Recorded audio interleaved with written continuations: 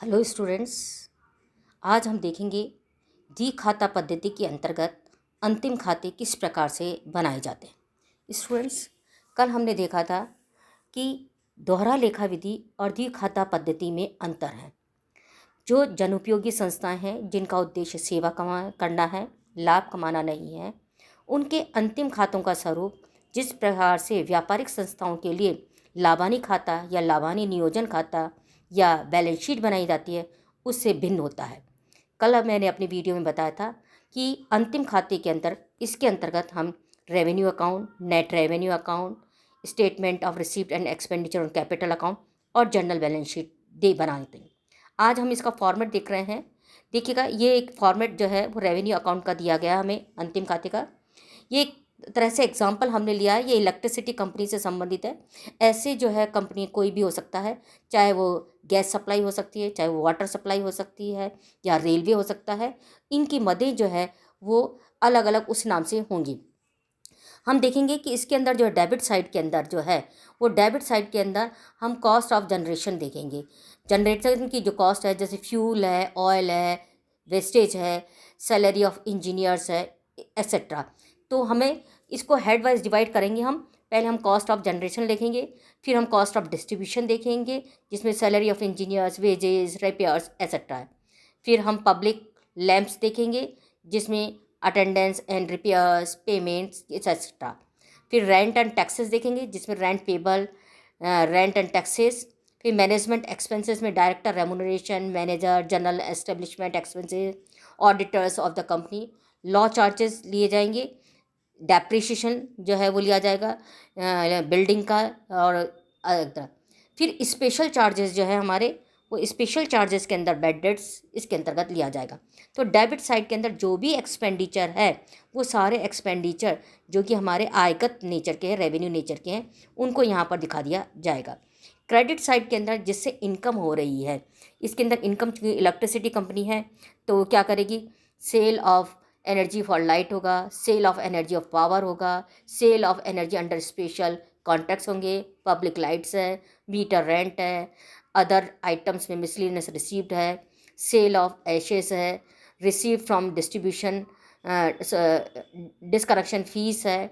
और इस तरह से इस खाते का फिर जो है वो अंतर ले लिया जाएगा। अंतर जो है हमारा लिया जाएगा, यदि हमारा क्रेडिट साइड का, जैसे कि हम हमेशा देखते हैं क्रेडिट साइड का टोटल अधिक है तो हमारा नेट सरप्लस होगा जिसको नेट रेवेन्यू अकाउंट में ट्रांसफ़र करेंगे।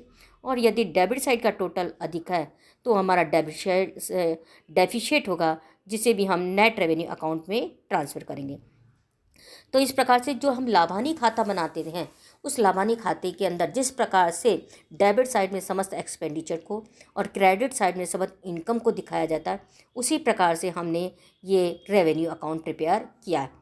इसके बाद में हम नेट रेवेन्यू अकाउंट को जो है वो बनाएंगे। नेट रेवेन्यू अकाउंट के अंदर हमारे पास में यदि बैलेंस दे रखा है पहले से तो बैलेंस ऑफ लॉस ऑफ जो है वो लिया जाएगा डेबिट साइड के अंदर, और प्रॉफिट है तो वो क्रेडिट साइड में दिखा दिया जाएगा।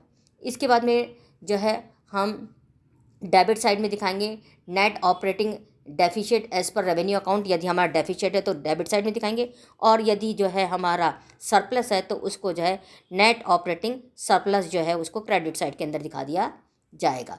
इसके बाद में जो हमारे एक्सपेंडिचर्स के अंदर दिखाए जाएंगे उसके अंदर मेन एक्सपेंडिचर होंगे हमारे interest on loan capital, installation of redemption of loan capital, general rates, tax of income and profits, installment return of जो है contribution towards appropriation to consumer rebate reserve, other special appropriation as per permit of government, interest on debenture, interest on secured loan, interest on unsecured loan, dividend on preference share, dividend on equity share.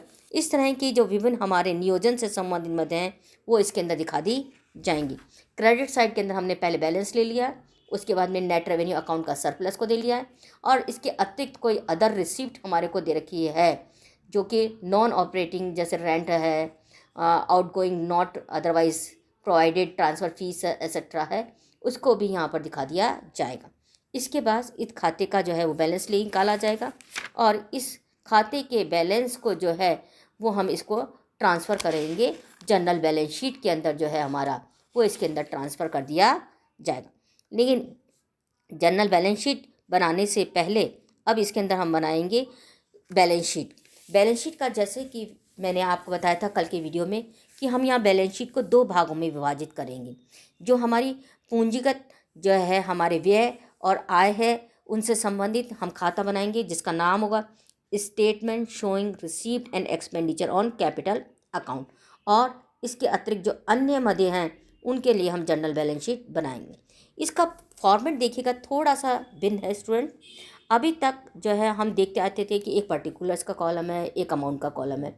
लेकिन जैसा कि मैंने कल theory में बताया था कि इस विधि के अंदर हम स्थायी संपत्तियों को उनकी मूल लागत पर ही दिखाते हैं और जो हमारा डेप्रिसिएशन होता है उसे हम जनरल बैलेंस शीट में दिखाते हैं। तो इस कारण से इस विधि के अंदर हमारे अमाउंट के 3 कॉलम बनाए जाएंगे। पहला जो है हमारा expenditure up to the end of the previous year, expenditure during the year and total expenditure. मतलब जो हमारा लेफ्ट साइड है उसके अंदर हम एक्सपेंडिचर को दिखाएंगे और एक्सपेंडिचर को भी जो है अमाउंट के अंदर 3 कॉलम करेंगे। इसी तरह से जो हमारे रिसीप्ट हैं उस रिसीप्ट के अंदर भी हम जो है वो receipt up to the end of the previous year, receipt during the year और टोटल रिसीप्ट को दिखाया जाएगा। एक्सपेंडिचर में हम जिन मदों को शामिल करेंगे उसमें हमारी इंटेंजिबल एसेट्स हैं, उसके अंतर्गत प्राइमरी एक्सपेंसेस हैं, कॉस्ट ऑफ लाइसेंस हैं, अदर एक्सपेंसेस जो भी हमारे इंटेंजिबल एसेट से रिलेटेड हैं उनको दिखाया जाएगा। जो हम पिछले साल तक खर्चा कर चुके हैं उसे पहले कॉलम में, इस साल में जो भी हम खर्चा कर रहे हैं इधर दिखाएंगे बीच के कॉलम में और अंत में हम टोटल करके दिखाएंगे। इस तरह से हम सभी आइटम्स का दिखाएंगे। फिर हमारी फिक्स एसेट जैसे लैंड एंड इंक्लूडिंग जो है हमारे एडिशन चार्जेस, लॉ चार्जेस वगैरह को जोड़ कर दिखाया जाएगा। बिल्डिंग है, प्लांट है, मेन्स एंड सर्विसेज पाइप्स है, फर्नीचर है, मीटर्स है, जनरल इक्विपमेंट्स है, इन सब मदों को जो कि हमारी क्या है फिक्स एसेट से संबंधित है, इनको सारे एक को हम इधर दिखाएंगे। रिसिप्ट्स के अंदर जो है हम यहाँ पे दिखाएंगे शेयर कैपिटल। शेयर कैपिटल में जो हमारे इक्विटी शेयर्स है उनको दिखाया जाएगा, प्रेफरेंस शेयर्स हैं उनको दिखाया जाएगा।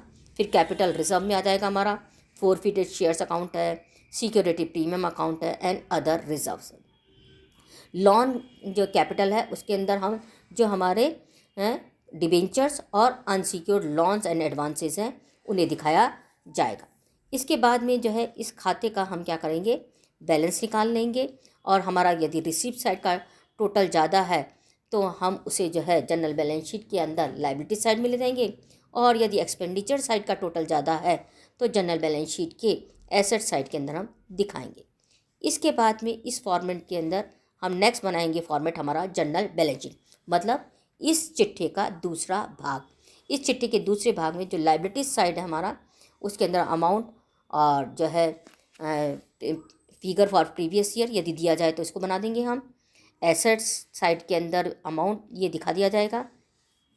जो हमारे फर्स्ट एक्सपेंडिचर हम दिखाएंगे लायबिलिटीज़ में रिजर्व एंड सरप्लस जो है वो दिखाया जाएगा।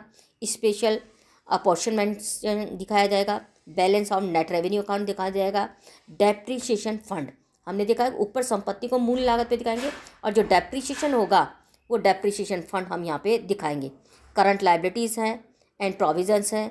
Balance due to on construction है, प्लांट एंड मशीनरी के अंतर्गत इनको दिखाया जाएगा। एसेट साइड के अंदर हम यहाँ पे balance as per statement of received and expenditure on capital account दिखाएंगे। करंट एसेट्स में कैपिटल वर्क इन प्रोग्रेस होगा, स्टोर्स एंड मेंटेनेंस होंगे, डेटर्स होंगे, अकाउंट रिसीवेबल्स होंगे, इन्वेस्टमेंट है, स्पेशल डिपॉजिट्स हैं, बैलेंस एट बैंक है और कैश इन हैंड है। और इसके बाद में debit balance of net revenue account यदि है उसका दिखाया जाएगा और डेफिशिएंसी पेमेंट है तो वो दिखा दिया जाएगा और बैलेंस शीट का जो है टोटल लगा दिया जाएगा। तो स्टूडेंट अंतिम खाते जो इसके अंदर बनाए जा रहे हैं वो अंतिम खातों का रूप हमने देख लिया है कि किस प्रकार से जो है हम अंतिम खातों के अंदर इसको डिवाइड करेंगे। हमारा रेवेन्यू अकाउंट बनेगा, नेट रेवेन्यू अकाउंट बनेगा। बैलेंस शीट के हम 2 पार्ट करेंगे जिसमें हमारा जितने भी कैपिटल रिसीप्ट एंड एक्सपेंडिचर है उसको अलग बांटे देंगे और अन्य जो है हमारे आइटम्स हैं उनको हम जनरल बैलेंस शीट के अंदर दिखाएंगे। Thank you students.